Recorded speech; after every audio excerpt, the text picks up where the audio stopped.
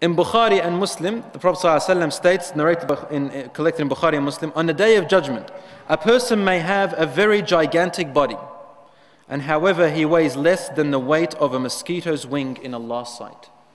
In this world, you may have a gigantic, but on the day of judgment, you may weigh less than a mosquito's wing in Allah's eyes.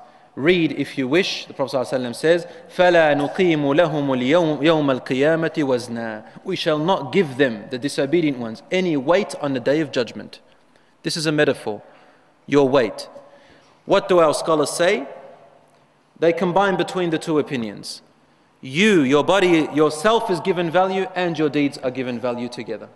So you are both weighed at a value. What is your value? To Allah's sight, the best is the one who is most righteous. Not the fattest, not the heaviest in body, not the richest. To Allah, it's in righteousness. There is a story about Abdullah ibn Mas'ud radiallahu anhu. Abdullah ibn Mas'ud radiallahu anhu was a very skinny, small companion. Short and skinny. He looked fragile. And they used to call him Ruway'i Makkah, the amateur shepherd of Makkah before Islam, the Quraysh people. When he became a Muslim, he remained skinny. However, Allah gave him a strength in his heart that no one can dream of. One day he's climbing up the palm tree, or al-arak, shajratul arak. Arak is the tree from which roots you take the miswak out from. You know, the miswak that we used to, so it's called shajratul arak. He was climbing it. And accidentally his shin was revealed. Sahabas knew how skinny he was. Some of them, as they were walking by, they looked and they smiled to each other, laughed a little bit at the skinniness or the thinness of the shins of Abdullah ibn Mas'ud radiallahu anhu. The Prophet ﷺ turned to them and said, أَتَضْحَكُونَ مِنْ سَاقَيْهِ الْحَمْشَاوَيْنِ.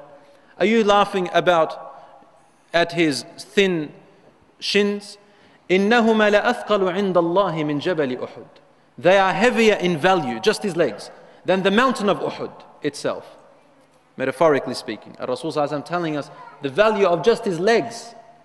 If you were to put it on a scale in this world and you were to weigh it, its value, if you turned it into value, it will be heavier than the mountain of Uhud.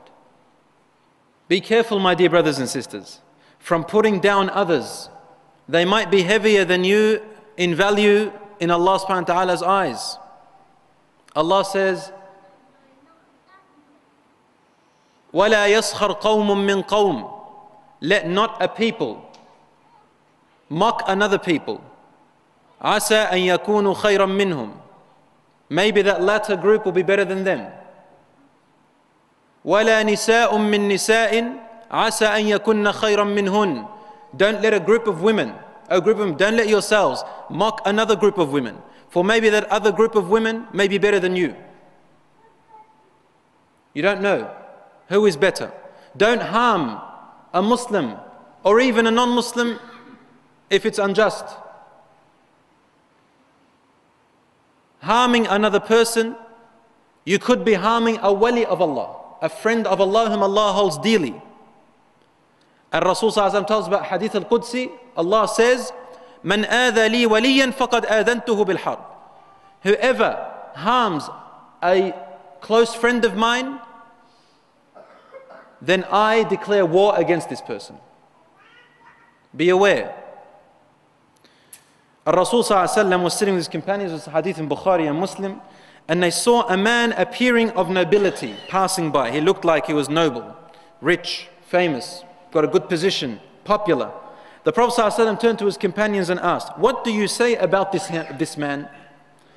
And they said, "He appears a man of nobility. If he proposes to any woman, she will accept. If he intercedes for anybody, they will consider him. If he speaks, people will listen while he talks." The Prophet ﷺ didn't comment anything.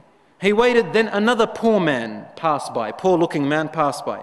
He asked, "What do you think of him?" And they said, "A weak and poor man. If he proposed to a woman, no one will give him. If he intercedes for anybody, nobody will accept it. If he speaks, no one will listen. He's an insignificant man." Rasul ﷺ said, "By Allah, the second man is better than 1,000,000 times of the first man." Or in the hadith says, "Mil'ul ard." Whatever the world can fill, this man is better than the other man that you thought was very noble. Allah says, Inna akramakum indallahi atqakum. The most honored among you in God's eyes are the ones who are most righteous, or the ones who are most God-fearing, meaning you stay away from the things that displease Allah as much as you can.